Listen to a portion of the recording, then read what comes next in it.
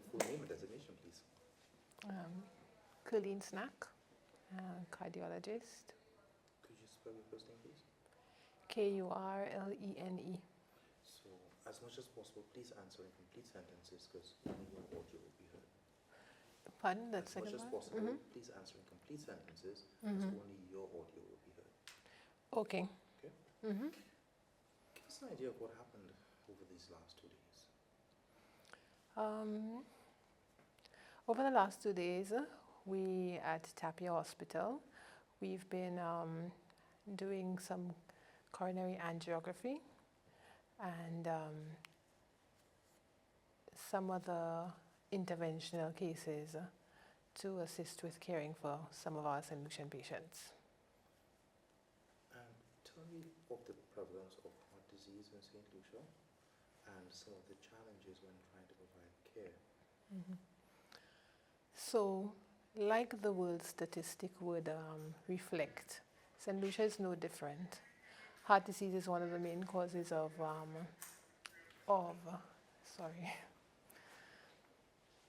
morbidity, meaning it's the main thing that causes illness in our St. Lucian population. When I say that, I refer to hypertension and hypertensive heart disease, heart attacks, angina, and what we call ischemic heart disease, in other words, lack of blood flow and decreased oxygen supply. I refer to abnormal rhythms, I refer to weak heart muscle. There's a myriad of things that can happen with the heart. It's not just what people are most familiar with. So heart disease in itself represents a significant proportion of the things that we see in hospital on a daily basis. It's almost like our daily bread. And depending on what the issue is, sometimes we face serious challenges because some things that we need to do for our patients are not available on island. At this time, I should say, were not available on island, right? Of course, there are still interventions that persons have to go out for, but the aim is to get to a place where we would minimize the need for that. So, for example, if somebody has an abnormal rhythm currently, then if they meet criteria to have that rhythm treated with electrical ablation or cryoablation, meaning you either use heat or cold to get rid of the rhythm, then they would currently have to leave St. Lucia, either go to Martinique, which is closest. Other options in the region include Cayman Islands, Trinidad, where something called electrophysiology studies, where you look for where the rhythm is coming from, and then ablation would be done to eliminate that rhythm. Some of these rhythms can be life-threatening. So in some cases, while we can treat with medication and the person is stable, in other instances, the patient actually needs to leave island to do that. So that's one example of something that we don't have available on island. And over the past, I'd say over 2 decades, I don't know how many patients I have sent out from St. Lucia to other islands and to other places to receive care that's not available here. And in the very early days, when I just came back, it was a very common thing, sending patients to Martinique to have coronary angiography in particular, which means a procedure, which I'm sure we would speak about later, but a procedure to look to see where the blockages are, if there are blockages in the arteries feeding the heart muscle, and where those blockages are, and how serious they are, and whether they need treatment. So that's something that we do very constantly. So since October of last year, as you may have heard, we started this initiative here at Tapia Hospital, and the aim is to be able to provide that service here in St. Lucia. And it's a good thing to say that we now are able to provide that service, and that we've gone a step further to be able to provide angioplasty, meaning not just to look for the blockages, see where they are, but to also address the blockages if it is necessary here on island. So tell me about that capability. What can patients expect and what can you do? Okay. So currently, let's paint a practical scenario. If someone is having chest pain, the most common symptom is chest pain, but I must stop to say here that many times it's not pain. Some people have atypical presentations, meaning that the classic picture of, heart attack hold my chest, I'm dying. It's not, doesn't present that way in everyone. Some people will have stomach pain, some people will feel dizzy, start sweating excessively, feel like they're about to faint or die. All of these can be symptoms associated with blocked arteries, partially blocked arteries. The coronary arteries are the ones that feed the heart muscle specifically. And so when these arteries become blocked, partially or totally, it can result in a heart attack. That's when it's completely blocked. Or when it's not completely blocked, it can also result in angina, right? We call it unstable angina. So a situation like this would cause someone to maybe go into hospital. When they do all the tests, they say, okay, this person has had a heart attack. And so to address that problem, you need to find out where the blockage is. What that entails is putting a catheter, a little tube, into an artery. Most times we use an artery in the wrist, guiding that catheter or tube up through the artery all the way up to the aorta, which is, remember, the main artery coming out of the heart. And at the very bottom of the aorta, you have two branches, one going to the left and one going to the right. And so the catheter, the little tube, sits just at the origin where it takes off. And in that way, we were able to inject a dye from the outside, because this is a long tube, inject a dye. All of this is being done under X-ray guidance. We call it fluoroscopy. When it's live X-ray, it's called fluoroscopy. So we're seeing this happening, and then we can shoot a dye in and see where the blockages are, how blocked they are, and whether we need to do anything about it. What I mean by that, to just simplify it, if you have a tube and the tube is partially blocked, if you shoot something opaque into it and you can see it on X-ray, then it will sort of look like narrow and get big, right? And these narrowings are caused by cholesterol plaques that are in the walls of these arteries and building up over time. And so having identified that there is a blockage, then you can quantify, say, okay, it looks like 30%, 50%, 70%, 100% in some cases. And usually, if it's 70% or more, that's simplifying it. It can be a little more complex, but 70% or more would require opening up that artery. So the procedure to open up the artery is the next step. So the first thing you do, you look to see what you find. And then having identified that, okay, there's a lesion that's 70% or more blocked, you then go onto another step, which is angioplasty. So angioplasty entails putting, I would like to say, a squashed up balloon, in other words, a collapsed balloon on a wire, into that narrow area. And when you get to the area, because you're looking on X-ray, you get to the area to the right spot, then you inflate the balloon. So basically the balloon, inflated, squishes the plaque onto the wall. You know, think of, I don't know, Reese's chocolate. If you squish the Reese's chocolate onto the wall, and then having done that, you then take out that balloon, and then you go back in with a stent. So a stent is like, think of, you know these drains where they have these big cylinder, these round things? Think of a stent like that, but it's not like completely covered. It's like a wire mesh fence, but in that shape. And then it's also collapsed onto a balloon. So when you go in with a stent on a balloon, you go into that same space that you just finished, squish the plaque. You go make sure it's set up to where it has to be. You take measurements and all of that. You take measurements of the blood vessel. You see how long the plaque is, how long is the obstruction, the obstructed area. And depending on that measurement, then you say, okay, let's put in 20 millimeter stent. And then you go in, you inflate the balloon, and you, having done so, the stent that's on it expands, like boop. And then at that time, you deflate the balloon and leave the stent there. You know, you do a little more. You take another balloon, you make sure it's well expanded, or things like that afterwards. So that procedure is called angioplasty. And that procedure is a life-saving procedure.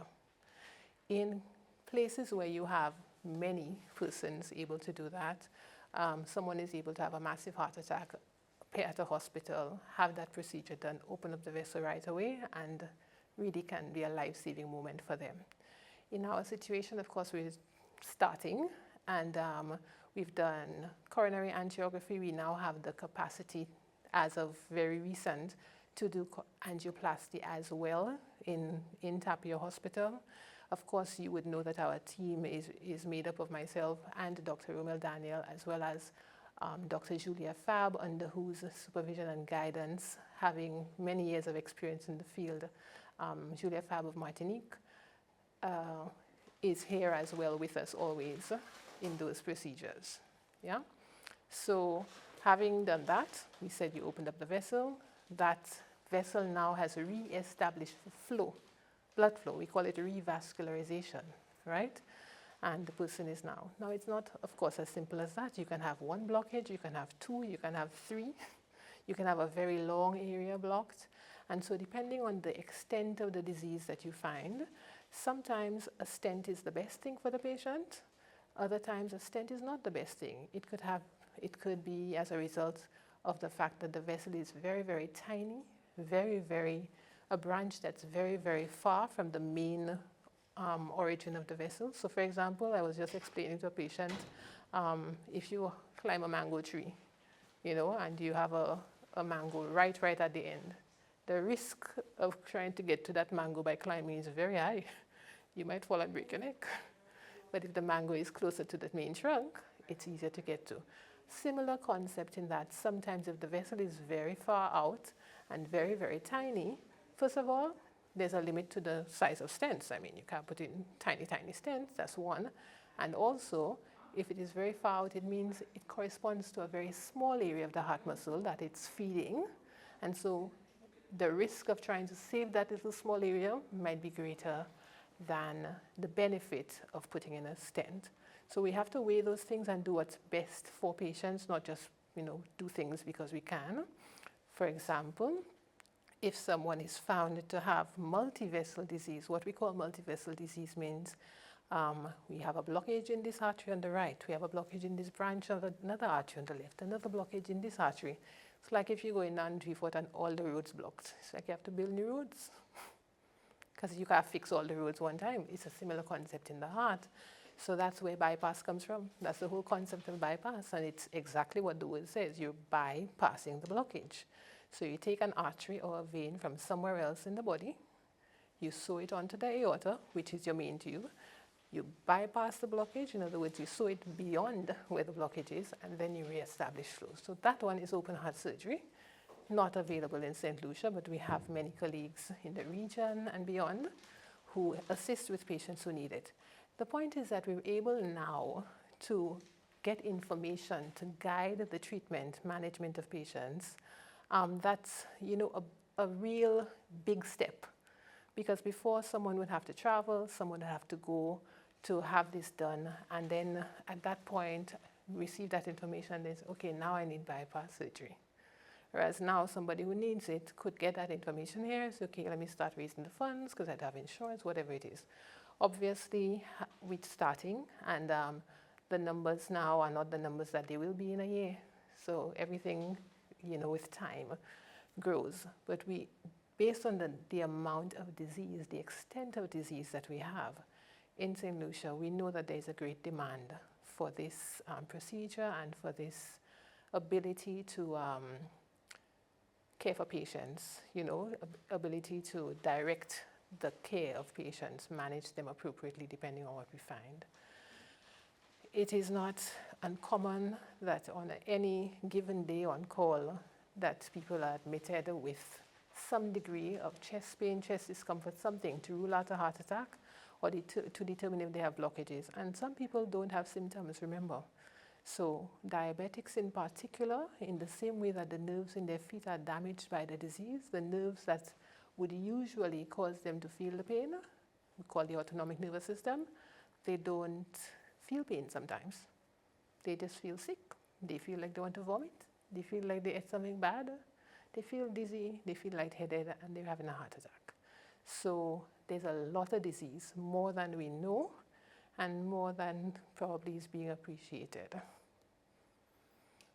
For you, this weekend, what was the one takeaway, the 4 patients you had to deal with? I think the patients appreciated knowing. It's one thing to operate in the dark, to say, okay, I might have this, I have to be on this medication because they think I have this, most likely I have, do you understand? But to have a definitive answer to say, okay, this is the situation, this is what you need, this is the plan, this is best for you based on all the evidence and information we have available to us. The patients appreciated having been in that place of knowledge. Knowledge empowers patients. So it's not just that we're telling them things, they can see. They can understand a little more, you know, because it always brings you to a different place as a patient as opposed to people just shooting things at you and, oh, you have to do it because I said so, which I think is not the way we should operate anyway, right? It helps so that they understand the rationale behind the medication that is recommended and the steps that are recommended for them to take in terms of lifestyle changes, which are fundamental, and sometimes you just don't get it until something like this happens. My final question is, you answered it in part in your previous explanation, but what do you think the capability, not just of the equipment, but of the training and improvement in manpower, what do you think that means to St. Lucia and the rest of the region?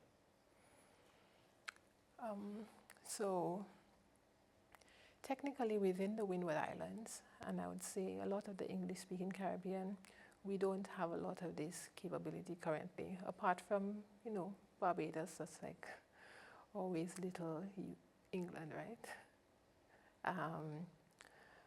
We don't have a lot of that capability right now, so it is significant that we have placed ourselves in a position to be able to provide that care. There's only uphill to go from here in terms of expanding capability and expanding the knowledge of the team and the ability to provide more care.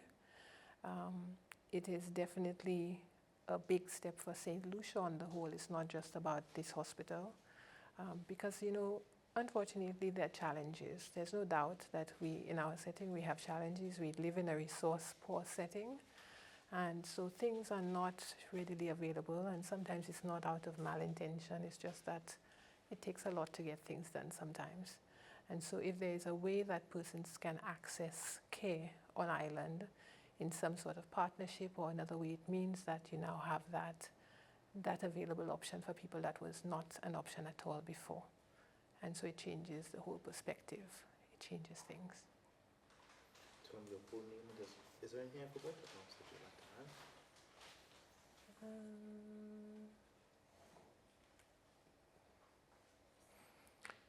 I don't know.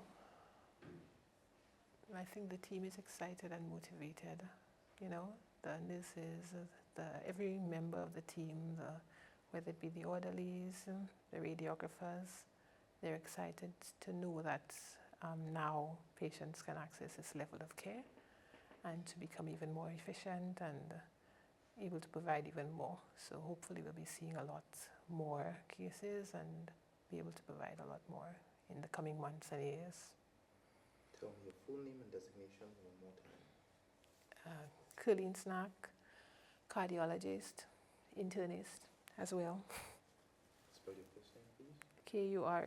Thank you so much. Okay. Hit this.